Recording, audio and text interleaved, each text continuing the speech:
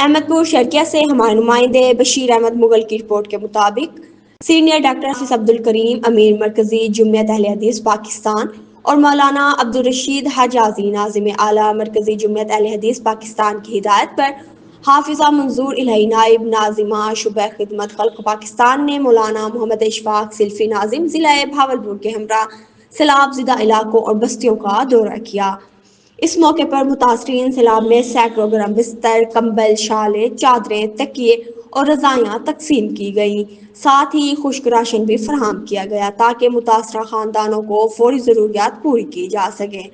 تمام سیلاب متاثرین نے مرکزی جمعیت اہل حدیث کے قائدین اور الفلاح فاؤنڈیشن پاکستان کا تہہ دل سے شکریہ ادا کیا۔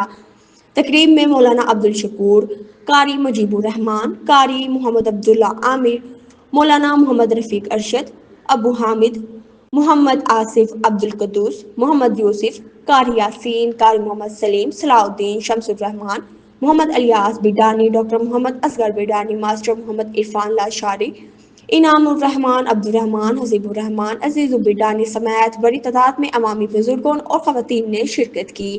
اس موقع پر حافظ منظور الہی اور مولانا محمد اشفاق سلفی نے کہا کہ ہم پہلے دن سے اپنے سیلاب متاثرہ بھائیوں کے ساتھ ہیں اور ہمیشہ ساتھ رہیں گے۔ خدمت خلق ہمارا مشن ہے۔